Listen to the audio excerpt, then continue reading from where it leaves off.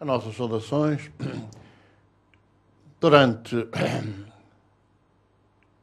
40 lições, 39, mais claramente, nós abordamos a questão do Evangelho e abordamos a doutrina, rememorando aquela promessa que Jesus havia feito de enviar o Consolador, e o Consolador lembrar aquilo que ele ensinou e esclarecer todas as coisas, e procuramos, de alguma forma, pegar nos ensinamentos de Jesus e à luz da doutrina espírita, utilizando o livro dos espíritos e o livro dos médiuns, podemos explicar muito daquilo que Allan Kardec foi buscar aos 4 evangelhos para, em termos de grandes lições, desenvolver uma abordagem básica da doutrina espírita.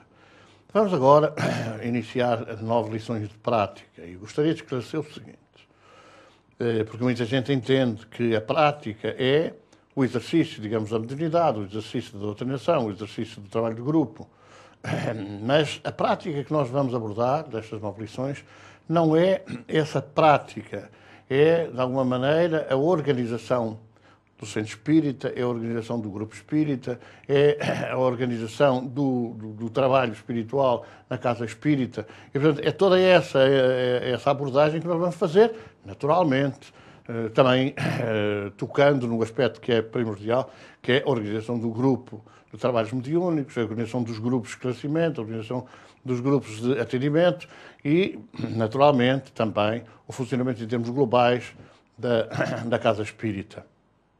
Por outro lado, nós baseamos-nos em tudo aquilo que nós abordamos neste curso, a nossa experiência de 30 e muitos anos de trabalho espiritual numa casa espírita que começou como uma pequena célula, foi crescendo, foi se ampliando e hoje atinge uma organização departamental e dentro dessa organização departamental, o departamento que trata destas questões que nós vamos abordar, que é o Departamento de Assistência Espiritual, onde de facto se leva a cabo o atendimento fraterno, se leva a cabo o trabalho de passo, o trabalho de fluidoterapia, o trabalho de esclarecimento dos espíritos, enfim, todo o trabalho associado ao exercício do Consolador. O Consolador é um ideal, naturalmente, que se baseia no conhecimento, no saber das coisas e na mudança interior que surgirá quando nós formos capazes de fazer compreender às pessoas que precisam de se modificar interiormente. Então nós vamos, nesta primeira lição, de facto, depois destes alguns esclarecimentos introdutórios, e voltar a referir que vamos ver a parte teórica daquilo que é o exercício prático da doutrina. Vamos ver a parte teórica. E vamos basear esta parte teórica, naturalmente, na nossa casa espírita. A nossa casa espírita, como eu disse há pouco, é uma organização departamental, para além de ter várias atividades outras que não só a assistência espiritual, tem, neste momento, 200 e tantos trabalhadores, dos quais cerca de um quarto serão médiuns de incorporação, e depois, entre esteios e entre doutrinadores e também dirigentes, nós atingimos esse número que rondará os 240 trabalhadores. É evidente que não podemos dizer que a esmagadora maioria das casas espíritas tenham digamos assim, este balanço, tenham esta grandeza, mas tudo se deve adaptar ao tamanho de cada casa. Allan Kardec dizia que um grupo mediúnico deveria ter de 1 a 3 médios, de 3 a 5 doutrinadores e esteios. Bem, talvez Jesus nos tenha apontado um outro caminho ao escolher 12 apóstolos e ele o dirigente, sendo que nós, não estando nem pouco mais ou menos muito próximos das sandálias de Jesus, precisamos, nessa substitualidade que nós devemos garantir, mas nós podemos constituir um grupo já com base nessa orientação de Jesus e algum substituto para nós, outros, os dirigentes.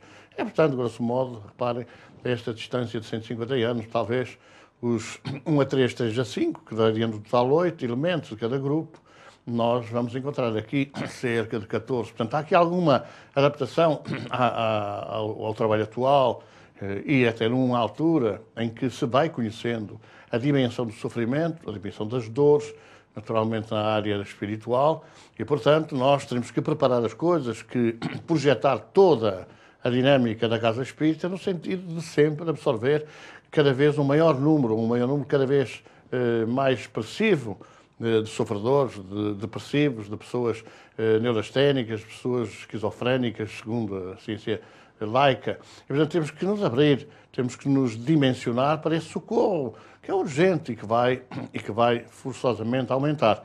Então, nós vamos abordar nesta questão, vamos abordar o trabalho espiritual na casa espírita e, desde logo, o centro espírita. Nós vamos ter várias definições, não é? A nossa instituição chama-se associação, há também o grupo centro, há também o grupo propriamente dito. E, portanto, quer dizer, há várias designações para definir a mesma unidade de ajuda, a mesma unidade de auxílio. E temos que partir do princípio que nesta ir e pregar e anunciar a boa nova, aliviar a dor e o sofrimento, nesta organização, nós precisamos de ter a noção de o que é o Consolador, o que é o trabalho do grupo, quais são as finalidades do trabalho do grupo e a sua organização. E também terem atenção que há 3 parâmetros fundamentais que devem presidir ao trabalho de ajuda, à organização do grupo de trabalho, à organização de uma casa espírita.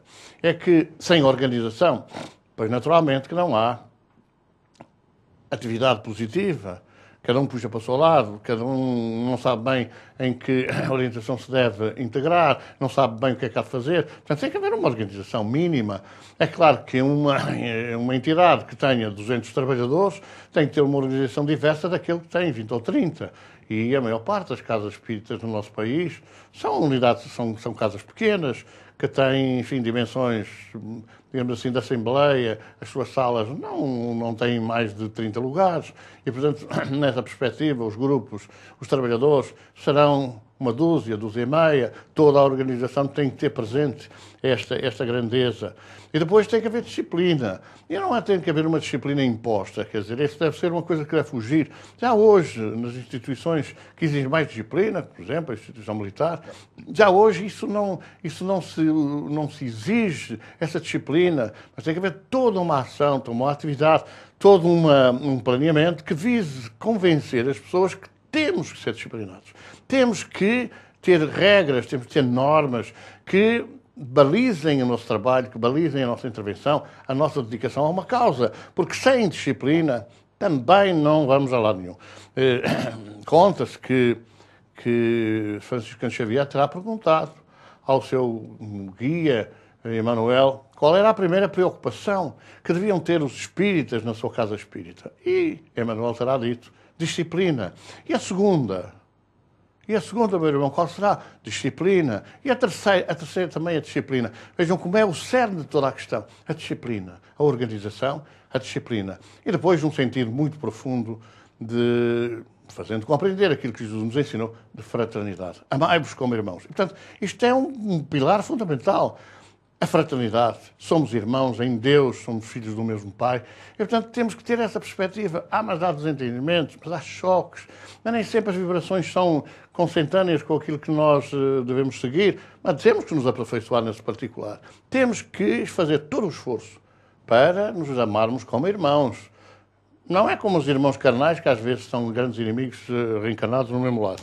Mas como irmãos em Deus, e todos chegaremos lá. Aquilo que vai acontecer um dia é chegarmos todos realmente aos mundos divinos, onde seremos irmãos, sendo que Deus é o Pai absoluto, é o Pai de amor, é o Pai infinitamente sábio, justo e bom. Então, nesta particular, a casa espírita deve ter como cerne da união entre todos que ou somos adeptos, ou somos seguidores, ou somos agentes do Consolador, e nesse particular somos, não sou, somos, deve perder-se aquela ideia do eu, é nós, irmãos, nós disciplinados, nós, dentro de uma determinada organização, nós devemos procurar sempre, dentro de um trabalho conjunto, de um trabalho coletivo, exercer a ação do Consolador. E o Consolador pressupõe que a gente saiba o que dizer, saiba como consolar, saiba como levar a ajuda fraterna. ajuda fraterna. Não chega a dizer que é ajuda fraterna e depois uns com os outros, nem pouco mais ou menos. Quer dizer, essa questão da fraternidade está em segundo ou terceiro plano. Portanto, há necessidade de refletirmos. Há necessidade de refletirmos. A casa espírita deve ser constituída, sem isso nada feito, as paredes não vão a lado nenhum, não adianta nada ter grandes instalações modernas, com ar-condicionado, com toda a tecnologia possível, se depois não houver quem alimente, não houver quem dê vida. As paredes são as igrejas da terra, mas aquilo que faz a igreja militante, a igreja dinâmica, são as pessoas, são os espíritos reencarnados e os espíritos desencarnados, que devemos fazer um trabalho conjunto, um trabalho coletivo. Então a casa espírita tem, desde logo, que ter uma direção terrena. Há a ideia, por exemplo, avançada por alguns companheiros nossos, de que o espiritismo não tem hierarquias. Pois bem, é um absurdo. Desde logo, há um parâmetro fundamental que direciona todos aqueles que abraçamos a doutrina espírita, que é Jesus. Aliás, nós dissemos que é um modelo e guia. Se é um modelo e guia, o que ele falou é a norma orientadora para toda a nossa atividade. O que ele falou. Depois, houve a revelação das revelações, o Espírito de Verdade veio trazer a doutrina rediviva, veio trazer o cristianismo na sua pureza inicial, e logo todas aquelas orientações que estão condensadas na codificação, no Pentateuco, no Livro dos Espíritos, no Livro dos Médiuns, no Evangelho, na Gênesis e no Céu e Inferno, todo esse manancial de conhecimentos e de luz, essa é outra baliza de orientação, outra baliza de hierárquica. E depois temos que saber que, em termos de hierarquia formal, é marcada pelo valor, pelo crédito que as pessoas transmitem pela sua conduta, pelo seu comportamento. Não é propriamente para aquilo que dizem. Não, é por aquilo que fazem, é por aquilo que são. Quando nós vamos analisar muitas descrições do mundo espiritual, nós vamos ver que toda a hierarquia do mundo espiritual é feita por merecimento. As pessoas aceitam, sem qualquer relutância, aqueles que são líderes, mas líderes não com o palavreado, que falarem muito bem, líderes pelo seu trabalho espiritual, pela sua ação, pelo seu exemplo, pela dedicação que dão ao trabalho de ajuda fraterna. E, portanto, essa é que é a grande baliza. Nós poderíamos ter isso também na direção terrena da Casa Espírita? Poderíamos. E aliando as duas coisas, ainda melhor. Mas tem que haver alguém que organize, alguém que trate das instalações, que trate das despesas, que confira as possibilidades de projeção, que, de alguma maneira, oriente, concentre a atenção e seja líder e seja impulsionador da atividade da Casa no aspecto terreno, também na representatividade pública, na representatividade social, na representatividade perante as autoridades. Portanto, tem que haver uma direção terrena. Essa direção terrena poderá ser também ter ao lado outra direção espiritual, que nós conhecemos, uma casa ou outra, que tem isso. Há a direção espiritual e há a direção terrena. E às vezes um puxa para um lado e outro puxa para o outro. Bom, a gente tem que ter consciência que nem todos temos as possibilidades de nos dedicarmos, de disponibilizarmos para uma direção terrena. Há muita gente que trabalha, há muita gente que tem ainda que trabalhar. E nós temos que ter consciência de que devemos dar a primazia ou a possibilidade de direção terrena àqueles que possam ter disponibilidade para isso. Que não sejam só disponíveis das 9 às 10 da noite, como conhecemos algumas casas, e durante o dia, não posso, porque estou a trabalhar. Então há outros que podem. Sugiramos que sejam esses que podem assumir essa responsabilidade. Tem que haver alguém que dinamize, alguém que empolgue, alguém que coordene, que concite o trabalho conjunto, o trabalho de grupo. Então, essa direção terrena tem necessariamente que existir. Não pode ser de outra maneira. E depois temos que ter consciência de que a par dessa direção terrena, há uma direção espiritual.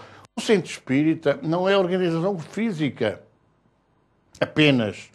É também a organização física, mas sem os nossos companheiros, aqueles que marcham ao nosso lado, desencarnados, naturalmente sem corpo físico, sem esta colaboração de equipa, sem esta, digamos assim, junção de esforços e de conhecimentos e de vontades, não é possível dirigir uma casa espírita. Nós conhecemos há muitos anos um nosso irmão que dizia assim, porque os nossos guias, os nossos mentores não são mais evoluídos que nós e a maior parte das vezes são menos evoluídos. Quando nós partimos deste pressuposto, está tudo estragado logo. Há falta de humildade, há falta de simplicidade, há falta de consciencialização para as coisas reais. Porque no mínimo, os nossos irmãos do mundo espiritual que trabalham connosco, no bem, na caridade fraterna, etc., esses veem muito mais do que nós. Veem muito mais com os olhos fechados que nós com os olhos todos abertos. Porque eles têm a percepção do que se passa à nossa volta e muitas vezes nós não temos essa percepção. Muitas vezes nós não nos detemos sobre determinadas reações, determinadas atitudes que têm muito a ver com a nossa imprevidência e com a nossa invigilância. Portanto, manda a verdade que se diga que devemos ser mais humildes e não nos considerarmos ou tanto ou mais que aqueles que no mundo espiritual nos estão ajudando de uma forma absolutamente altruísta e dedicada e completamente. Portanto, essa é a nossa primeira predisposição. Tem que haver uma direção espiritual? Tem que haver uma direção espiritual. Para onde vão as entidades que no trabalho espiritual são libertadas, são esclarecidas, são orientadas? Para onde é que vão? Cada um de nós leva para a nossa casa, põe lá nas prateleiras. Eles estão no mundo espiritual. E são essas equipas de espíritos colaboradores e trabalhadores da Cidade de Jesus que vão orientá-los, que vão levá-los, que vão recuperá-los, que vão envolvê-los. Portanto, temos que ter a noção muito real e muito clara que aquilo que se passa no mundo espiritual é de uma extensão muito maior do que aquilo que se passa no mundo material. Vou dar um pequeno exemplo. Durante uma palestra, durante uma conferência, durante um esclarecimento público, muitos espíritos desencarnados, com certeza, as almas das pessoas que morreram, que não sabiam o que se passava, que não faziam a mínima ideia do que era a vida espiritual, que acordam. Não é uma palavra que a gente diz, numa orientação que a gente dá, e acordam para a realidade e veem, acabam por convencer-se que já desencarnaram, que a morte é diferente. Não é importante, ou melhor, não é fundamental que todos os espíritos que não sabem o que se passou se manifestem nos médiuns para ser doutrinados. Há muitos que acordam mais cedo, mais rápido. Ouvem-nos, porque estão na nossa densidade vibratória, mas acordam sem ser necessário que se manifestem através do médium e que nós, através do médium, possamos orientá-los e convencê-los que já desencarnaram. Não é obrigatório. Portanto, há muitos irmãos nossos que acordam nas palestras, nos cursos, nas orientações, nos atendimentos. Há muitos espíritos irmãos que acordam nessa altura. Há outros que nem por isso, que têm que presenciar, ou melhor, ter a sensação da vida física, ter a sensação da vida animal para se convencerem que essa vida animal já não é aquela que era a sua e, portanto, estão noutra dimensão. Então, temos que ter a noção que há um trabalho muito mais profundo, muito maior do que aquele que nós desenvolvemos através desses irmãos que no mundo espiritual estão organizados. Uma casa espírita, se nós tivermos essa humildade, se nós sentirmos essa simplicidade, se nós tivermos necessidade dessa colaboração dessas equipas que trabalham conjuntamente, nós e eles, se nós tivermos essa noção e essa humildade, nós compreendemos que, de facto, o seu trabalho é excepcional e que eles estão muito, mas muito mais intensamente ligados ao trabalho espiritual do que propriamente nós. E manda a humildade que se faça assim. Eles sabem muito mais. Se nós considerarmos que sabem muito mais, não perdemos nada. Se vier a descobrir que nós também sabemos mais alguma coisa, também não se perde coisíssima nenhuma. Mas os espíritos, os nossos colaboradores, os trabalhadores do mundo espiritual, não ficam zangados quando o nosso trabalho é sincero, é dedicado e é atencioso para com essa tarefa que devemos entender. Então, a parte da direção espiritual e da direção terrena, há todo um trabalho que é necessário fazer na casa espírita. Todo um trabalho que é necessário fazer na casa espírita. E, portanto, vale a verdade dizer que se nós não estivermos preparados para conhecer a doutrina, se nós não soubermos mesmo o que é a doutrina espírita, como é que nós podemos desempenhar a nossa função de abraçar o Consolador e de nos dedicarmos ao Consolador com o mínimo de racionalidade, com o mínimo de verdade? Não é possível. Então, nesta perspectiva, nós podemos analisar outras coisas. Por exemplo, a Casa Espírita não pode estar dissociada da sociedade. Sabemos que ao longo destes anos todos, e na nossa terra isso aconteceu, em Portugal, que o Espiritismo teve proibido, particularmente desde 1953, quando o Estado Novo, chamado, resolveu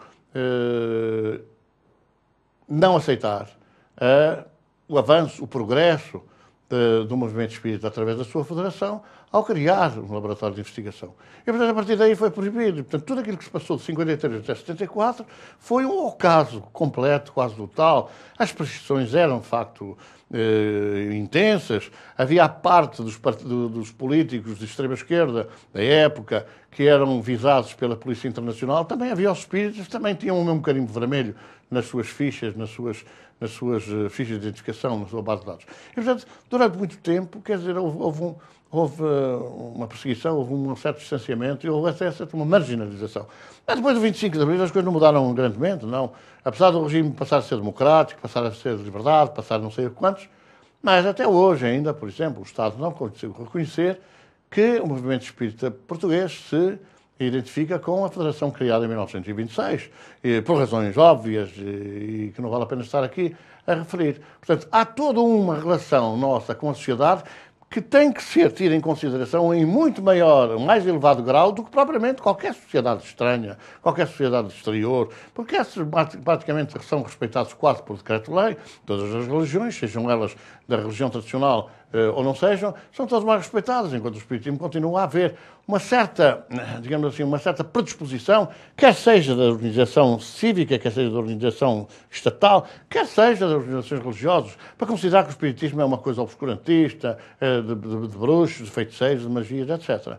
Ora, se nós não tivermos um comportamento cívico, uma integração na sociedade esclarecida, elevada, com certeza temos muito mais dificuldade em ser aceitos pela sociedade. Portanto, nós não podemos partilhar a nossa ação, a nossa atividade, de uma forma que não tenha um conteúdo cultural, não tenha um conteúdo moral muito pronunciado. Nós precisamos ser duas vezes mais moralizados do que as outras religiões, do que os outros cidadãos, porque somos sempre debaixo da mira do julgamento e debaixo da mira do ataque frontal ou nem por isso, às vezes, dos nossos companheiros que mais ao nosso lado, de outras religiões, de outras situações, mesmo até às vezes materialistas. Portanto, é necessário perceber que o centro espírita é, ou deve ser, um local de amor, um local de solidariedade, um local de bem, um local de acolhimento fraterno, um local que materialize uma modificação interior, uma transformação e, fundamentalmente, que se baseie nos valores morais que comporta o Evangelho de Jesus. Não vale a pena falar de espiritismo se não se falar de Jesus. Jesus é o modelo e guia da humanidade segundo a doutrina espírita. Para nós espíritas, Jesus é exatamente esse exemplo permanente que nós devemos seguir na nossa vida, colocando sempre em primeira plana a modificação interior, a transformação moral. Depois que o nosso relacionamento, estamos a falar do espiritismo e a sociedade, nossos relacionamentos humanos têm que primar pela aceitação e respeito ao próximo, seja qual for o próximo, seja o próximo mais próximo, que é fundamental a começar no lar, seja o próximo dos vizinhos, seja o próximo da sociedade em geral, independentemente do seu credo religioso, da sua situação política ou partidária. Nós devemos respeitar toda a gente. Aqui há muitos anos fomos acusados por exemplo, ser comunistas. Porquê? Porque nós tínhamos recebido nas nossas instalações um cidadão que pertencia a esse partido político e que tinha ido em desespero de causa pedir ajuda para um filho que estava desenganado, que não tinha salvação, que já não tinha qualquer remissão na parte médica e não tinha solução. E nós recebemos-lo e ajudamos, graças a Deus que realmente o filho recuperou a saúde e ficou bom, mas não nos interessou se era deste partido, se era daquele partido, se era da esquerda, se era da direita, se era cristão ou se não era cristão. Quando as pessoas sofrem, quando as pessoas estão desesperadas, nós devemos dar a mão, independentemente da sua filiação partidária ou religiosa. Ora, as pessoas precisam de saber que nós, independentemente se era A, B, C ou D deste plano ou daquele, deste nível ou do outro, que nós ajudamos sempre. Portanto, a Casa Espírita tem que ter, perante a sociedade, essa isenção, essa dedicação extrema, sem quaisquer limites ou sem quaisquer partidaritos. Depois, que é um trabalho do bem, que deve ser feito com amor e com disciplina. Há, por exemplo, pessoas que vão à casa deste, vão à casa daquele, vão à casa do outro, aceitam pessoas na sua casa para fazer tratamentos espirituais. Temos que ter consciência de que o trabalho espiritual é um trabalho de grupo, é um trabalho de equipa, porque nenhum de nós pode, em boa verdade, para se pensar que é como Jesus. Jesus impunha as mãos e curava, mas nós não temos essa capacidade, não temos esse poder, não temos essa força moral, não temos essa perfeição que Jesus tinha e tem. E, portanto, temos que ter consciência de que tem que ser o conjunto, tem que ser a equipa, tem que ser o trabalho fraterno, que pode conduzir a determinadas situações a fé no merecimento de mudança na vida de cada um. E é esse particular que nós devemos ter amor, alegria, felicidade, porque só assim nós seremos capazes de transmitir consolo, esperança e fé. Depois, também, ter consciência que, em quaisquer circunstâncias, Jesus é o modelo e guia da humanidade e, portanto, para nós é uma baliza fundamental. É uma baliza fundamental. Dentro desta perspectiva centro espírita, como é que funciona em termos de movimento espírita português? Funciona como uma cúpula, que é realmente aquilo que reúne, que une todas as casas espíritas, chame-se centro, chama-se associação, chame-se grupo, o que a gente quiser. Mas há todo um organismo a nível de cúpula que coordena, não interfere, não intervém. É evidente, na defesa dos princípios fundamentais da doutrina espírita deve intervir, mas há pessoas que acham que não, que todos nós somos livres de fazer aquilo que nós queremos. Pois somos livres de fazer o que nós queremos, não dentro do movimento espírita, quando a nossa atividade, com o nosso trabalho, com as nossas tarefas, são desenvolvidas contra aquilo que está, de facto, consignado na doutrina espírita. Portanto, há uma federação a termo de cúpula, a chamada Federação Espírita de Portugal, do Brasil, da China, da Conchinchina, e há depois as casas espíritas, instituições espíritas ou centros espíritas, que de facto devem ter uma organização de facto concreta, clara, racional. Então o centro espírita, dentro do movimento espírita, integra-se desta forma. É claro que depois há muita coisa dentro do próprio movimento espírita que pode ter variações de acordo com o tamanho, de acordo com, digamos assim, o envolvimento de pessoas, as próprias instalações, para que não haja dúvidas. Allan Kardec dizia que era melhor ter várias células espíritas espalhadas por uma cidade, como era Paris, do que ter uma só grande, por razões óbvias. Nós dizemos que quanto maior é a nau, maior é a tormenta. E naturalmente que isso é uma realidade. Mas há situações, por exemplo, hoje, em que as instalações são muito caras, os grupos têm muito pouco dinheiro para alugar instalações e, portanto, como a Assunção Teixeira, a Firmeza Assunção Teixeira, teve essa visão em 1930, era ter uma grande casa, por exemplo, em Lisboa, e que essa casa pudesse acolher todas as casas espíritas de Lisboa, uma num dia, outra no outro dia, outra no outro dia, uma de manhã, outra de tarde, e, portanto, todas elas tinham essa, digamos assim, facilidade de não gastar dinheiro, porque ele é pouco, e de poderem coordenar todas as suas atividades num determinado dia da semana. Mas nada impede que haja uma grande casa que concite o trabalho de muita gente, mas aí, fundamentalmente, é necessário que a organização seja mais cuidada, seja mais integrado o trabalho de todos os grupos e, fundamentalmente, que, puxando todos para o mesmo lado, que não haja uns com uma opinião, outros com outra opinião. As pessoas são livres de ter a sua opinião. E não vão agora prejudicar aquilo que é a opinião maioritária, intervendo permanentemente em desequilíbrios e em alterações e agitação. Portanto, quando a pessoa não consegue e não tem, e tem outra opinião, pois nada impede que ela não vá, digamos assim, montar a sua casa, montar o seu núcleo, montar o seu centro, de facto, de trabalho espiritual. Então, vamos agora ver, no nosso caso, o Departamento de Assistência Espiritual. Mas pode ser a secção de assistência espiritual. Mas pode ser só isso. Porque há casas espíritas que não têm mais, não têm assistência social, não têm divulgação, não têm nenhuma atividade de comunicação social. E, portanto, circunscreve-se àquela organização simplicíssima, com o grupo de atendimento, com o grupo de trabalho mediúnico, com o grupo de esclarecimento da palestra e tal, e pronto, fica-se por ali. Não tem uma atividade cívica muito considerável. Então nós vamos abordar esta questão de cima depois para baixo, podendo, evidentemente, cada núcleo ser mais pequeno, ser maior, por aí fora, até poder atingir uma projeção maior, e dentro desta perspectiva, com o cuidado da organização, com não ter 2 ou 3 pessoas para fazerem tudo em grande, quando, por exemplo, era muito difícil fazerem tudo em pequeno. Então, nesta organização da assistência espiritual, primeiro, há que ter a noção de que no mundo espiritual está tudo organizado. Nós, às vezes, é que somos a última hora. Nós, às vezes, é que, de alguma forma, improvisamos em cima daquilo que é necessário fazer. O mundo espiritual está tudo organizado. Quando a gente prepara um grupo de trabalho à noite, eles já estão a organizar tudo desde manhã cedo, a preparar o ambiente, a fazer as defesas necessárias em termos espirituais, em termos magnéticos. Nós é quase em cima da hora, vamos a correr lá para o relógio, estás na hora, tem que ir embora. E às vezes chegamos ao trabalho não muito preparados para fazer essa nossa sintonia, digamos assim, mental.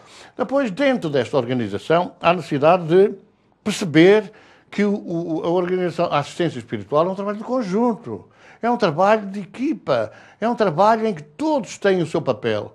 Mas pode haver uma coisa que eu não concordo, mas que uma maioria concorde. Devo aceitar isso com simplicidade, com amor e com tranquilidade. Se aquelas nossas observações vierem a vingar um dia, pois que vinguem, sem ser aquela forma de talvez, eu não dizia que era assim, vocês não quiseram e agora aguentem. Não, é uma colaboração geral. Quanto mais formos capazes de aceitar a opinião dos outros, naturalmente, que mais nos aceitarão as nossas opiniões no futuro. Depois é necessário perceber que tem que haver um isolamento do ambiente e tem que haver, de alguma maneira, segurança no ambiente. Não é um forrobodó, cada um vem à hora que quer, cada um entra, sai e faz dessa maneira. Não, tem que haver segurança e isolamento. Se é uma casa, se é uma sala para fazer um determinado trabalho, pois é para fazer este determinado trabalho. Nós sabemos que, fruto das circunstâncias, das dificuldades económicas, etc., que há nossos companheiros em países fora de Portugal que às vezes não têm dinheiro para mais e alugam uma sala semanalmente, durante 2 horas, durante 3 horas, para fazerem um trabalho espiritual. Bom, é o que é possível, não é o que é o desejável. O desejável é que fosse um centro espírita, um centro espírita. E não pudesse ser hoje centro espírita, porque é com o dinheiro que a gente tem para alugar esta sala hoje, mas amanhã já é para o karaté e depois da manhã é para fazer uma reunião sindical. E, portanto, é todo um ambiente, todo um envolvimento espiritual que depois passa, naturalmente, a dificultar o trabalho. Depois temos que ter a noção de que essa assistência espiritual visa um intercâmbio vibratório. Intercâmbio vibratório entre o mundo material e o mundo espiritual. É nesse intercâmbio vibratório que nós aprendemos, que nós evoluímos, que nós mudamos a nossa conduta e também que eles até se apercebem às vezes do envolvimento que nós mais ou menos vamos tendo.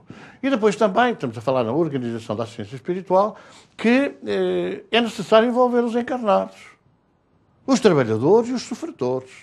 Há pessoas que acham que essa coisa não é possível, não é conveniente, que as pessoas, os sofredores, digamos assim, os pacientes não podem assistir aos trabalhos. Então nós temos que envolver toda a gente nisso, para que as pessoas sintam fé, sintam coragem, vivam intensamente a realidade espiritual, a realidade da manifestação espiritual.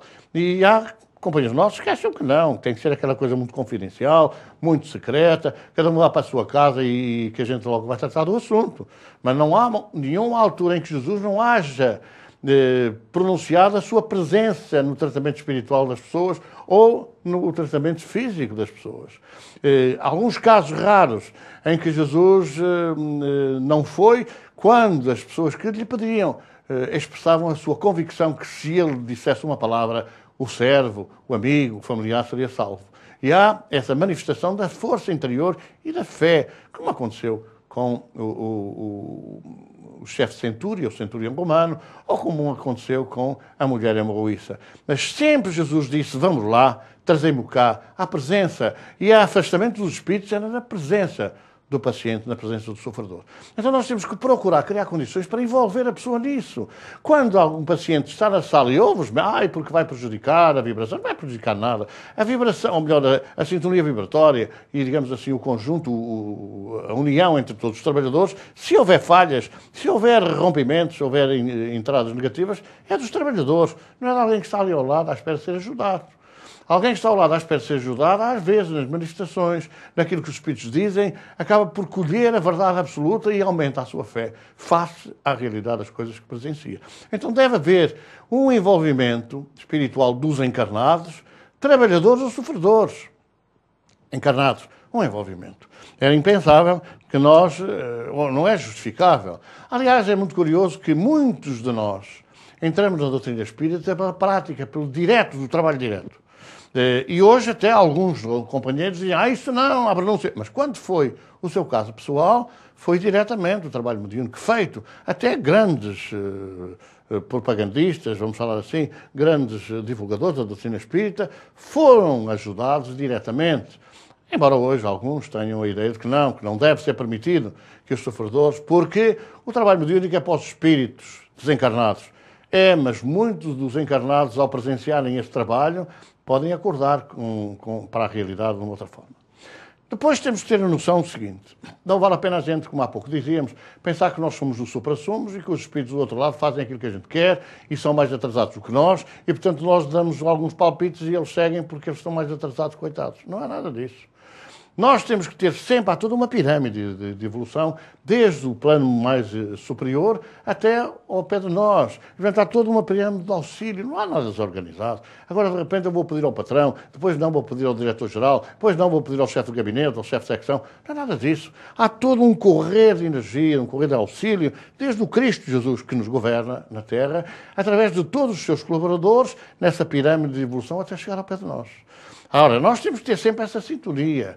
Quando a gente diz assim, começar uma reunião pela prece, a prece é Jesus, que é o governador da Terra, e ele disse que era o caminho, a verdade e a vida. Isto é, ninguém chegará ao Pai senão por ele. Portanto, é por ele que a gente deve começar logo. Portanto, sintonia com os planos superiores. É evidente que se nós tivermos uma prática diária, tivermos um envolvimento físico, material, que contraria tudo aquilo que nós aprendemos sobre a doutrina espírita, não vale a pena. Porque não é pelo facto de a gente ter na lapela ou ter no peito um epíteto espírita que nós vamos conseguir chegar mais acima ou menos acima. É pela nossa prática, pelo esforço que fizermos em sermos hoje melhores do que ontem, amanhã seguramente melhores do que hoje, mas em todas as circunstâncias lutarmos pelo nosso aperfeiçoamento interior.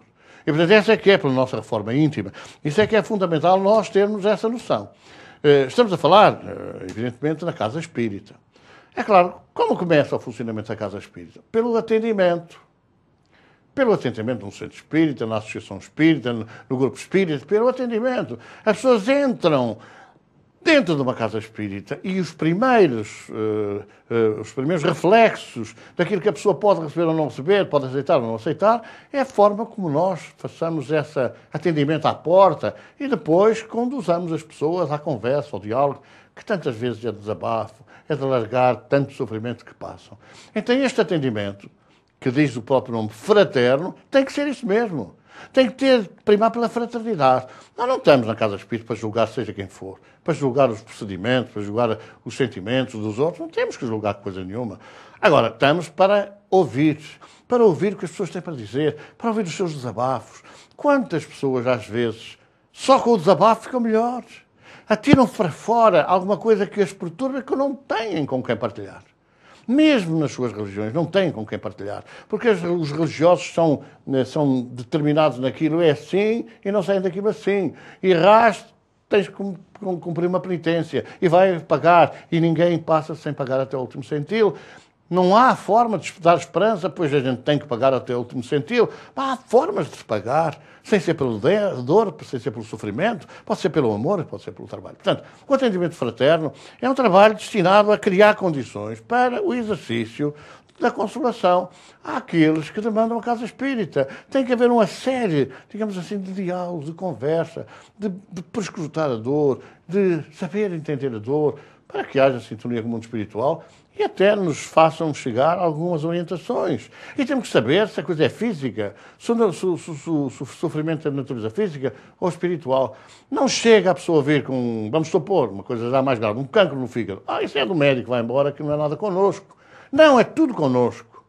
Porque há toda uma perturbação espiritual, há toda uma perturbação moral, há toda uma solidão, há todo um desespero íntimo que nós podemos atalhar, que nós podemos melhorar, que nós podemos minorar, que nós podemos ajudar a quebrar um pouco. E, portanto, aí é de médico, sim, não podemos deixar de aconselhar as pessoas a continuarem debaixo da vigilância médica. Mas não podemos deixar de dizer que mesmo as doenças mais graves não tenham também uma componente espiritual de sofrimento, de desespero, de perder a esperança num futuro melhor. E, portanto, tem que começar a ser essa a nossa noção. O Consolador é para consolar e não é para desconsolar. Olha, não há nada a fazer, não é connosco, vá procurar no outro lado. Quando tantas vezes nesses outros lados, acabam por orientar as pessoas para vir à casa espírita, porque neles já não há nenhuma solução. Acontece às vezes, temos casos assim, que a pessoa vem mandada, por exemplo, pela medicina, para o centro espírita, como forma quase de recurso final à ajuda, e na casa espírita dizem, não, isso é do psiquiatra, isso é do médico, vá para o médico, as pessoas ficam baralhadas. O médico manda para a casa espírita e a casa espírita manda para o médico. Então é necessário ter essa noção para que se possa, em verdade, na recepção àquele que vem, manifestar um espírito de compreensão e de amor. E isto é fundamental. A pessoa, quando entra na casa espírita, vai ser desde logo influenciada pela forma como nós lhe testar, ou melhor, como nós recebermos, como nós falarmos com elas, como nós permitimos que, de facto, as pessoas se expressem, desabafem, mostrem a sua dor, abram o seu coração. É claro que o atendimento destina-se a quê? Destina-se a pessoas com problemáticas espirituais. O atendimento da casa espírita não se destina a pessoas que querem saber se vão sair da lotaria ou se não vai sair da lotaria, se vão ter emprego ou se não vão ter emprego, se a vida vai correr bem ou não vai correr bem. Não se destina a satisfazer curiosidades. Embora nós não possamos dizer, isso não é nada, isso é uma curiosidade, a gente não ajuda. Não. A gente deve esclarecer qual é a orientação da casa espírita. Não dizer que vamos ser bruxos, feiticeiros, fazerem umas rezas, umas benzeduras, uns trabalhos de encomendar almas ou não sei o quê. Vamos dizer que todo o problema que a pessoa tem é um problema espiritual. Agora, vamos abrir as pessoas ao entendimento das coisas do espírito e de forma que as pessoas percebam que a casa espírita não é para satisfazer a curiosidade. Olha, acha que eu devo casar? Acha que é o homem para mim? Acha que é a mulher para mim? O que é que acham? Não é nada disso. Cada um tem que analisar, tem que conhecer o outro, o companheiro, e fazer uma opção pessoal. Fazer uma opção errada. Bom, mas em quais circunstâncias, tendo feito a opção errada, não impede que nós, face às dificuldades, falta o sofrimento, não ajudemos da mesma forma. Talvez a esbater os reflexos dessa opção errada. Portanto, não é propriamente expulsar, afastar as pessoas. É preciso perceber que é socorro, que é ajuda, que é consolo. E depois são problemáticas de longo curso. Não são problemáticas imediatistas, são de longo curso. Às vezes a pessoa anda anos debaixo de uma depressão e tem que ter consciência que vai levar tempo a libertar-se da depressão. Não é com um passo de mágica, de um dia para o outro, cessa a depressão. E, portanto, nós temos que dar a conhecer às pessoas as verdades do espírito, a lei de causa e efeito, a lei de ação e reação. Temos que mostrar com racionalidade. Se um de nós tem dúvidas, como é que pode ajudar o outro? A gente tem que ser instrumentos de convicção. Quando nós aceitamos a doutrina, compreendemos a doutrina, seguramente para nós podemos expressar essa convicção e levar a que os outros, que é quem atendemos, tenham essa convicção, ganhem essa convicção, porque dessa forma seguramente serão como um grão de mostarda na sua fé e dirão certamente aos problemas para se mudarem e conseguem mudar. E depois também estarmos a dar a passagem de que há muita negatividade que é de espíritos encarnados, que há muita negatividade que é de espíritos desencarnados. E temos a noção que a negatividade é projetada pelo pensamento. Há pessoas que dizem, eu acredito no mal de inveja. Mas não há só o mal de inveja. Há o rancor, há o ódio, há o egoísmo, há o ciúme, há tanta coisa errada que o pensamento projeta e que perturba, e que faz abanar as pessoas. E, portanto, é ter essa necessidade de perceber que há um envolvimento de campos magnéticos, negativos, e muitas vezes que deve ser levado a cabo este trabalho pelo grupo de atendimento. Há uma recepção à entrada do centro, em que é preenchida a ficha, em que é elaborada uma ficha e tal, e depois há o grupo de atendimento, que tem que estar preparado para discernir sobre tudo isto, orientar, aconselhar, animar, consolar. E é esta situação que, se as pessoas tiverem consciência desse trabalho, não é essa situação que pode ser projetada, desde logo, no início, na recepção às pessoas na casa espírita. É claro, dentro desta projeção que fizemos, as equipas de atendimento, né? As equipas de atendimento devem ser organizadas de uma determinada forma. Não devem, por exemplo, não quer dizer que possa ser de outra forma, mas não devem ter menos de 2 elementos. 2 elementos, um que dialoga e o outro que está concentrado, garantindo o suporte magnético do diálogo, da ajuda, do apoio. Deve ser, por vezes não é possível ser assim, mas deve ser pelo menos dois. O ideal deveriam ser 3. Exatamente como, depois vamos ver na organização da casa, do grupo espírita, como é o que o médium, como é o que dialoga com o médium, ou com os espíritos que o médium permite se comunica, e o outro que suporta a corrente. Mas, no mínimo, deveriam ser 2 elementos nessa equipa de atendimento. Depois há qualidades que têm que ter os elementos que fazem o atendimento. Desde logo o primeiro, saber ouvir. Saber ouvir. Depois, portanto, a gente não parte do princípio vai atender e começa logo a fazer um grande discurso, a dizer que é assim, a dizer que é assado e cozido e frito, quando às vezes não se aplica àquela pessoa que está diante de nós para ser atendida. Depois, saber ouvir, também saber guardar o que se ouve. Eu devo dizer que se havia a noção antigamente das pessoas junto dos pés do sacerdote poderem contar coisas, enfim, íntimas, a pouco e pouco se foi perdendo, porque sabe que as pessoas se habituaram a que as coisas mais íntimas ficavam no rol daquelas coisas que se não lembravam, mas há que ter consciência da grave responsabilidade que incumbe àquele que atende. O que se passa ali, fica ali. Não pode extravasar cá para fora. Ainda não pode sair de um atendimento e dizer, sabes a última, eu estive a falar com fulano, ele tem este problema, ou porque abortou, ou porque traiu o marido, ou porque fez isto, ou porque fez aquilo. São situações de grande confidencialidade. E aquela pessoa que atende tem que ter essa consciência. Ao abrir a porta, depois de terminado o atendimento, ficou tudo ali. Acabou tudo ali. E depois desencadeia-se um processo de orientação, de consolo, de esperança, que tem que ser levado a cabo. Mas não há que tocar mais nesses assuntos. A não ser que a pessoa queira desabafar um pouco mais, queira contar mais qualquer coisa, e na mesma perspectiva deve ser atendida com amor, com carinho, com ternura. Depois ter a noção de que é preciso ser da confiança dos responsáveis do departamento. Já não pode pôr uma pessoa qualquer que não conhece, que não confia, agora fazer o atendimento na Casa Espírita só porque faz o atendimento. Nós temos um exemplo muito concreto, aqui há uma 30 de anos atrás, alguém que tinha vindo dos evangélicos e que me veio solicitar se podia, durante o atendimento na casa, no grupo espírita, se podia falar sobre o Evangelho. Só falou uma vez, porque logo a seguir alguém me sugeria, olha, tenha cuidado, porque o que ele faz ali é fazer a explanação do Evangelho segundo o Espiritismo à luz do Evangelho dos evangélicos, de onde ele tinha vindo. É preciso muita cautela, porque seguramente não seria má orientação. Mas não era a orientação espírita, mas não era a orientação segundo o Evangelho, segundo o Espiritismo. Depois, ter conhecimentos doutrinários mínimos.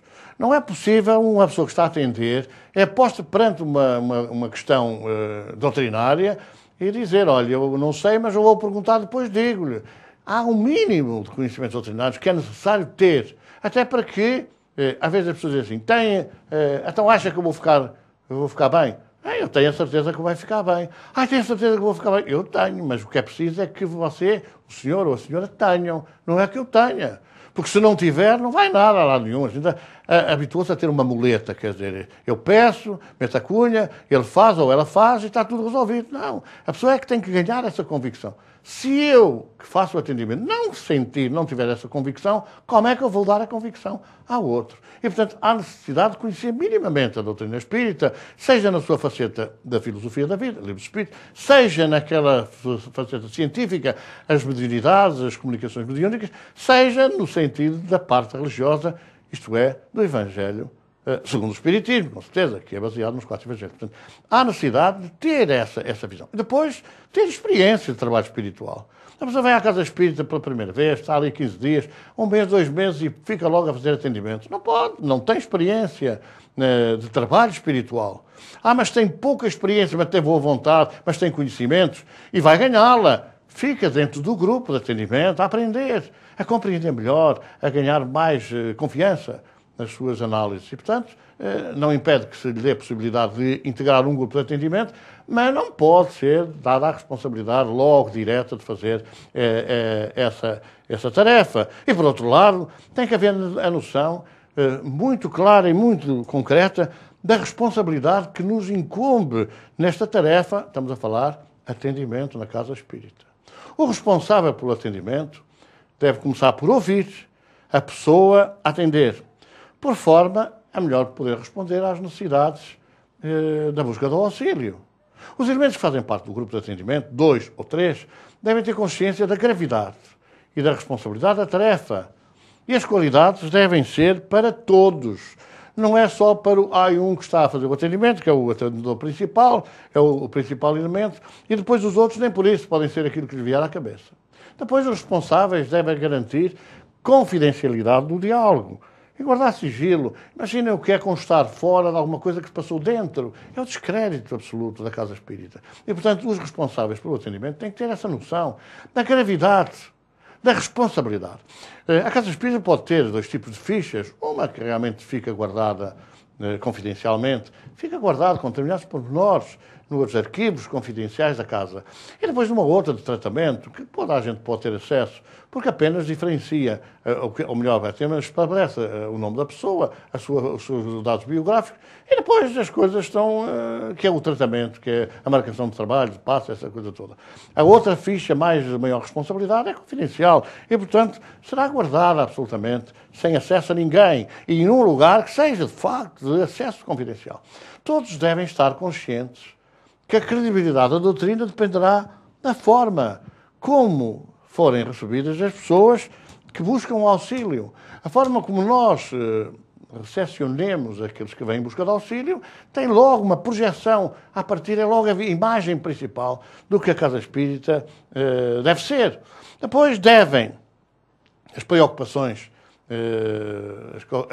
preocupações e cuidados que devem ter aqueles que fazem o atendimento, devem ter consciência de tudo aquilo que disserem vai ser divulgado, ou positivo ou negativamente, de acordo com a forma como uma pessoa encarar essa explicação. E pode resultar, estamos a falar no centro espírita da sociedade, numa imagem negativa pública na sociedade. E aquilo que nós, nesse trabalho reduzido, 2 ou 3 elementos, fizermos ou dissermos, pode acabar por projetar-se em todos aqueles que trabalham na Casa Espírita. Podem ser todos apontados pela imagem que foi criada nesse atendimento. Portanto, há necessidade de ter esta consciência. Quem está a fazer este atendimento deve estar consciente que a credibilidade da doutrina, não é, dependerá da forma como receberem as pessoas que buscam auxílio. E quem atende precisa ter consciência que a imagem que transmitir irá ser reportada, como eu disse, a todos aqueles que trabalham na Casa Espírita. É muito importante. O atendimento nunca deve revestir a forma de inquérito. Já fez isto? Já fez aquilo? Há uns anos conhecemos, num grupo mediúnico, o doutrinador perguntava à entidade que se manifestava do médium: de onde é que você é? Em que rua morava? Qual era o número da sua porta? Quem era a sua família? O que é que fazia? Bom, é um inquérito rigoroso, não tem nada que perguntar. Se a pessoa quiser dizer diz, se a pessoa não quiser dizer, não diz. Dirá aquilo que lhe parecer, que é mais importante. Embora, pois, os dados, a rua tal, a mora, os contactos, não seja nada de mal, se a pessoa tiver consciência da responsabilidade que nós tomamos no guardar, de facto, o sigilo que é necessário. Agora, não podemos transmitir essa ideia do inquérito, do interrogatório. Nós devemos procurar sempre fazer uma análise de 2 campos. Primeiro, a lei da ação e reação, a lei de causa e efeito, a lei da reencarnação, isto é, as vidas passadas, aquilo que nós fizemos e que estamos, naturalmente, a merecer receber. E depois também, um outro aspecto que é muito importante, que é fundamental, de que há também a intervenção dos espíritos, há também a intervenção mental, há também a intervenção, através do pensamento, desses seres que nós tornamos inimigos pela nossa conduta, pelo nosso comportamento. Portanto, essas 2 vertentes, da vida antes da vida, daquilo que nós fizemos antes, dos erros que acumulamos e também os erros que acumulamos perante determinadas entidades, determinados companheiros, irmãos, familiares, amigos, também aquilo que eles, em reverso da medalha, digamos assim, em resposta, agem sobre nós. E são estas 2 facetas que é necessário ter consciência, sem misturar as coisas. Uma coisa é as vidas antes das vidas, portanto, as causas distantes. Outra coisa é as causas próximas, em que as entidades prejudicadas por nós, naturalmente, vêm em procura de se vingarem. E isso é necessário que aqueles que fazem o atendimento devem ter consciência. Não pode haver, tomar partido de coisa nenhuma. Às vezes a gente fala para o Espírito: você, meu irmão, não vê que está a fazer coisas erradas. Quando nós temos que ter consciência de quem fez coisas erradas, são aqueles que estão a ser hoje as vítimas, que causaram traumas, que causaram revoltas, que causaram ódios naqueles a quem prejudicaram, aqueles a quem prejudicaram. Portanto, essa é, não sei, nós não temos de tomar partido. Se é o encarnado que tem razão, se é o desencarnado que tem razão, ou são os familiares que têm razão, ou são os amigos que têm razão, não temos nada que nos meter nisso, porque é um julgamento que nós não devemos fazer. Não devemos de todo fazer. É claro que dentro desta perspectiva, há sempre uma ficha de atendimento fraterno, que nós devemos preencher. Essa ficha de atendimento destina-se a ter uma base mínima, uma base de dados mínima, referentes à situação física e espiritual. Se a pessoa diz que dói as costas, se a pessoa diz que respira mal, se a pessoa diz que lhe dói a cabeça, se a pessoa diz que tem um problema qualquer no fígado, ou nos rins, ou na vejiga, ou não sei o quê, são digamos assim, aspectos físicos. Mas se a pessoa não dorme, anda angustiada, vive em solidão, em desespero, etc., são fatores espirituais. E a ficha deve reverter esses dois aspectos. Todos os sintomas da parte física e os sintomas da parte espiritual, para que possa haver um discernimento e uma orientação concreta. Há aspectos físicos que têm condicionantes espirituais. E há aspectos espirituais que depois condicionam uma determinada situação física. Mas tem que se fazer este discernimento. Há situações que são meramente espirituais. Podem vir a ter reflexos físicos. E há situações que são meramente físicas e têm, todavia, alguma intervenção espiritual, porque quando a gente está em baixo, toda a gente pisa. Quando a gente tem uma espinha e aperta a espinha mete impressão e ao apertar dói. E, portanto, é esta situação que quem está a fazer o atendimento deve ter em presença, para que depois possa haver digamos assim, uma análise concreta daquilo que é necessário fazer. Então, essa ficha de atendimento refere os dados. E depois a ficha de tratamento, que define quais são as orientações de tratamento espiritual. Os tratamentos espirituais, as pessoas dizem, uns é passos, outros é desobsessão. Nós temos para nós, na nossa casa, que é muito difícil haver desobsessão, porque a desobsessão pressupõe que o auxiliado, aquele que está sujeito a essa obsessão, tenha uma participação ativa, intensa, prolongada nos tratamentos. E o que nós vemos é que a maior parte vai à casa espírita, tem 1, 2 ou 3 tratamentos, melhora e vai embora. E agora volta quando estiver outra vez pior. Não há desobsessão. A desobsessão é um trabalho continuado de atendimento aos espíritos, sofredores, que vai progressivamente, até chegar ao agente principal, que às vezes escraviza uma série de espíritos, enfim, sofredores, espíritos ignorantes, para atingir aqueles a quem persegue. Portanto, tem que haver um trabalho continuado até chegar ao obsessor propriamente. Então nós dizemos, a maior parte das vezes, que fazemos trabalho de atendimento a sofredores. Mas um dia, pela insistência, pela persistência, vamos chegar ao obsessor, e será desobsessão. Mas nada obsta que a gente continua a dizer que é um trabalho de atendimento aos sofredores, porque o obsessor também é um sofredor. Às vezes há essa grande parangona, desobsessão. Há casas das espíritas que dizem, não, desobsessão a gente não faz. Porque também é verdade que para fazer a obsessão é preciso ter grupos com médiuns, com doutrinadores, com esteios bem constituídos. E a maior parte das casas espíritas tem um grupo, enfim, com 2 ou 3 médiuns. Então, para fazer um trabalho de desobsessão tem que ser uma organização mais profunda, de pessoas mais preparadas e mais conscientes da sua tarefa. É claro que pode haver uma fase em que haja um alívio das entidades e seja mais necessário fazer, digamos assim, uma terapia espiritual, uma transmissão energética, o passe magnético. Então, é estas duas características que a ficha de tratamento deve identificar. Os trabalhos mediúnicos que são necessários, depois intercalados com passos. Os trabalhos de passos que são intercalados com trabalhos mediúnicos, de acordo com o progresso, de acordo com a evolução de cada um. É claro que esta ficha de tratamento pode ser acompanhada também por um cartão que a pessoa leva para casa com as marcações dos trabalhos que tem. Não a ficha fica sempre retida na instituição, mas depois com esse cartão, que é, digamos assim, quase um cartão de dentista, que a pessoa sabe que no dia tal tem este trabalho, no dia tal tem aquele trabalho, num aspecto, com certeza, que é fundamental na organização. É claro que depois desta questão da ficha que fica na instituição e do cartão que o paciente, que o sofredor, que a pessoa que precisa de auxílio leva, tem que haver esta coordenação. A pessoa, quando marca um determinado trabalho na ficha, deve ser marcado também no cartão, digamos assim, de tratamentos. É claro que isto, atendendo ao número, à quantidade de pessoas que haja para atender. E nós podemos intercalar o trabalho mediúnico com passo, de acordo com a organização, que é possível. É muito mal dizer assim, agora só tenho vaga daqui por 2 meses. bolas, toda a vez a gente pode prestar um auxílio, ainda que seja mais leve, mas deve sempre prestar, porque a pessoa vai para casa só daqui a 2 meses, às vezes está desesperada, quase à porta do suicídio. A gente não pode ser assim tão ligeira nessas coisas. Portanto, tem que haver uma atenção muito importante nisto.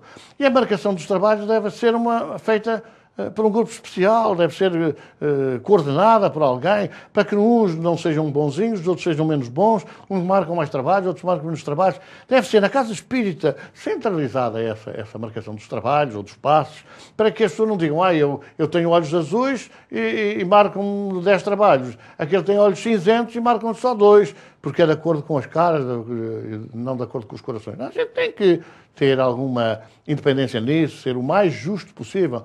Mas há casos em que as pessoas precisam mais do que outras. Pois, claro que há casos em que as pessoas precisam mais do que outras. Mas aí também temos que incutir na pessoa a necessidade de mudança interior, de transformação e, fundamentalmente, de fazerem tudo para merecer o auxílio. Agora, tem que haver, neste trabalho das marcações, imparcialidade. Não pode haver proteccionismos, não pode haver, digamos assim, benefícios para uns em detrimento de outros. Porque depois disto, afinal, isto é tudo igual. Se vou pôr cunhas muito bem, até chegar metem umas notas por baixo da porta e depois tudo isto acaba por ser a descredibilização do espiritismo. Então o dirigente do grupo de atendimento a sofredores, vamos falar agora do grupo mediúnico, depois adiante falaremos sobre isso, deverá anotar a continuação de tratamentos na ficha. Quando vai à sala, o paciente tem trabalho, passo, daquela orientação, o próprio grupo, quando se dão as manifestações, o dirigente pode dizer: esta pessoa já não precisa de tantos trabalhos, esta pessoa precisa de mais trabalhos, para que depois, na coordenação das marcações, haja atenção a esse aspecto. E as pessoas precisam de ser esclarecidas sobre a eficácia dos tratamentos, que será tanto maior quanto mais esclarecidas as pessoas estiverem e, fundamentalmente, quanto maior esforço de modificação houver da parte daqueles que buscam o auxílio e que buscam ser ajudados. Então, a sequência dos tratamentos deverá ser, fundamentalmente, e vamos ser claros, palestra.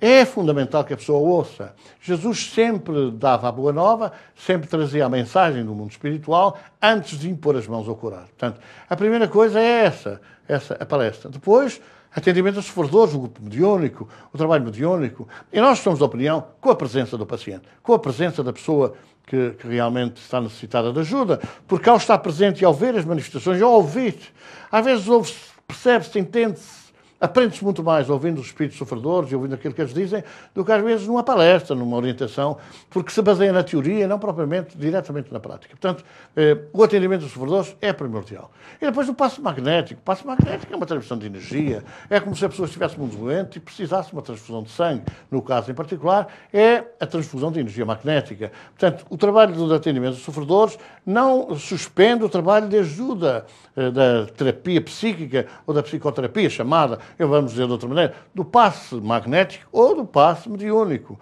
Depois, num galope de progresso, num galope de melhor conhecimento, a pessoa deve ser integrada progressivamente em entender melhor a doutrina, porque a palestra não pode atingir todos os espaços de conhecimento. Não pode, porque as pessoas sempre vêm novas pessoas, não se pode começar a dar digamos assim, um aprendizado sistematizado, progressivo, porque senão as pessoas que vêm hoje não sabem o que é que foi dito há 15 dias ou o que foi dito há 2 meses e apanham, digamos, o conhecimento a meio. Deve ser canalizado as pessoas para um curso básico. Não é como a gente vemos um curso de doutoramento, porque conhecemos pessoas que já andam 7 anos, 8 anos no curso de espiritismo. E depois, às vezes, quando estão no 7º ano avançado, depois não entendem quase nada daquilo que é o ABCD. E, portanto, é necessário fazer essa sugestão progressiva de conhecer melhor, de perceber melhor, para refletir melhor e mudar com mais consistência, com mais racionalidade. E depois abrir as portas à possibilidade das pessoas poderem colaborar na Casa Espírita trabalhando na Casa Espírita. Nós dizemos muitas vezes, a mediunidade é um compromisso que nós trazemos da vida espiritual. É um compromisso que nós trazemos para a vida material.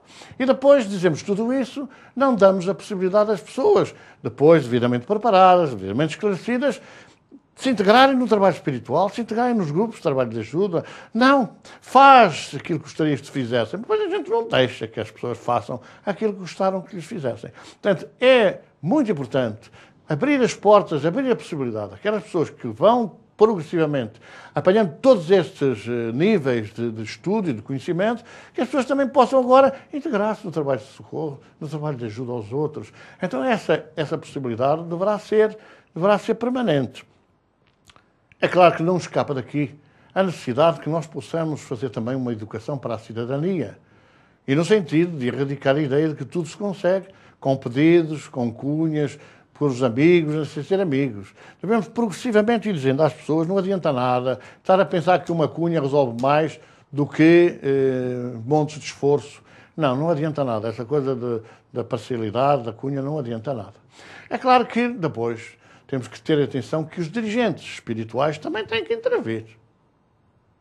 É claro que é nossa obrigação dos dirigentes encarnados estruturação e gestão das casas espíritas, com certeza, mas não se deve esquecer o papel fundamental dos dirigentes espirituais na visão do conjunto, do desenvolvimento do trabalho, nos dois campos. Quer dizer, a gente aceitar as sugestões, melhorem desta maneira, às vezes que vem à mente de algum dirigente encarnado, para fazer assim, ou para fazer de outra maneira.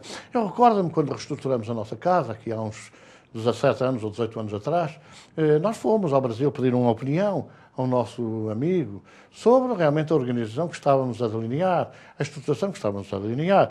E no dia que chegamos, podemos assistir a um trabalho mediúnico. E depois, no final do trabalho, fomos chamados à mesa. E o nosso irmão disse assim, tenho aqui um recado para vocês. O nosso irmão António Joaquim Freire manda dizer que podem avançar com a reorganização da casa. E eu disse, mas então ainda nem sequer a apresentei. E realmente a resposta foi muito elucidativa. Mas eles sabem ler. Mas eles sabem o que é que se passa. Pois eu tenho a certeza que foram orientações que eles deram, embora sob a forma de intuição, sob a forma de inspiração. É claro que não tenho nenhuma ilusão sobre ter sido eu, mas tenho a certeza que essa colaboração e essa participação no mundo espiritual é fundamental, porque eles, se calhar, veem muito mais à distância do que nós estamos a ver. E, portanto, essa ajuda é muito importante. E devemos sair daquela coisa, eu também sei, eu também sou bom, eu também conheço, e, portanto, eu também mando, eles quiserem que ajudem. Não, é ter a noção de que a simplicidade é muito importante, que esta questão, digamos assim, de nós aceitarmos que, de facto, o mundo espiritual intervém, sempre no bom sentido, sempre no sentido de aperfeiçoar. Se nós não estamos sintonizados com as faixas superiores, aí então podemos incorrer em riscos e sermos orientados negativamente. Mas isso até é fácil. Uma boa árvore não dá maus frutos. Se os frutos são bons, naturalmente, que a árvore que os produz é boa. Então há necessidade de perceber isto. Há toda uma gestão da direção da Casa Espírita que deve ter em atenção a gestão, deve ter em atenção a legislação da terra, a legislação da sociedade civil, e tem ainda em atenção que, respeitando toda essa orientação, se prestigia também a Casa Espírita, o movimento espírita e o espiritismo. Portanto, tem que haver essa noção. Há a direção da terra, mas também há a direção do mundo espiritual. E na direção da terra há que ter com clareza os corpos sociais, de acordo com a legislação. Há que produzir a eleição, não de acordo com aquilo que é a prática habitual das casas da terra, das instituições da terra, mas aproximarmos quanto possível das organizações do mundo espiritual, valorando aqueles que se esforçam por modificação interior, por serem exemplos de transformação, por serem exemplos de dedicação ao próximo, por serem exemplos de trabalho. Essa é que é a aceitação do líder, a aceitação que a gente deve ter. É impensável que aparecesse agora reencarnado Francisco de Assis e que nós dissemos agora começas a varrer as casas de banho, agora não sei o quê, apresentando orientações espirituais de grandes, elevadíssimas, assim, não, tens de começar pelo fim, que eu também comecei. Isso é impensável. Cada um deve ser considerado pelo seu valor intrínseco, pelo seu valor moral. Depois temos que ter também a noção, portanto, esta questão das eleições, por ser por listas, discussões, etc., deve ser criada uma estrutura, um número de normas que evitem essa projeção de críticas a este, de projeção daquele, eu sou melhor porque faço mais, eu prometo fazer aquilo outro. Isso deve ser erradicado da Casa Espírita em absoluto. É evidente, respeitando minimamente aquilo que possa ser, digamos assim, uma coordenação geral ou que possa ser, digamos assim, uma aproximação de todas as opiniões. Depois, há que garantir a escrituração daquilo que a lei exige, dos documentos que forem necessários. E mais, a Casa Espírita deve ter sim atenção que é uma casa sem fins lucrativos, porque as cotas, donativos, outras receitas, deverão ser empregues a benefício da assistência social aos mais carenciados. E nunca, como às vezes a gente vê, dão empregos para criar condições de bem-estar, não sei o quê, dos próprios elementos da casa espírita. Ou para pagar viagens, ou para ir ao estrangeiro a pretexto de representar isto ou de representar aquilo. Deve ser sempre voltada para o bem-estar das sociedades, aqueles que mais precisam, e hoje em dia, com muito mais propriedade. As casas espíritas devem ter também a noção de que é preciso divulgar e denunciar a boa nova a toda a criatura. Falou Jesus, a casa espírita não pode fechar-se. Tem que ir divulgar a doutrina espírita e tem que realmente ser instrumento da caridade. Instruir-vos e amar-vos. É? Instruir-vos e amai-vos. E por isso tem que haver algum cuidado quando se admitem sócios de uma casa espírita. Eventualmente, para prevenir que haja uma invasão da casa espírita, depende às vezes até da qualidade das instalações, que haja uma invasão de pessoas que estão interessadas ao fim de algum tempo, porque são mais participativas nas Assembleias Gerais, e alterem os estatutos completamente e transformem a casa espírita, não numa casa espírita, mas numa instituição recreativa de qualquer natureza. E, portanto, há que criar essa organização que, por um lado, garanta essa fidelidade e, por outro lado, que evita a distorção dos ideais. Essa coisa de aparecer na casa espírita, eu dou o passo desta maneira porque aprendi num curso que tirei. Eu dou o passo daquela maneira porque não sei o quê. A doutrina espírita tem tudo isso. Mas os outros também têm, também fazem ajuda. Também. Tudo bem, não temos nada contra isso. Mas a doutrina espírita tem todos os ingredientes para que nós possamos ajudar, sem limite, aqueles que sofrem num tempo de dor, num tempo de sofrimento, num tempo de grande desespero. E é esta generalização, digamos assim, da casa espírita que baseia, ou que pode basear, não quer dizer que tenha que ser assim, mas que pode basear uma organização qualquer, que as pessoas queiram criar de novo, mais pequenas ou maiores, mas tendo sempre estas preocupações de chegar aos que sofrem, atender, tratar, consolar e dar esperança. Voltaremos na próxima semana com a nossa sessão número 2 desta parte do curso básico que é a prática em teoria. Até lá, então.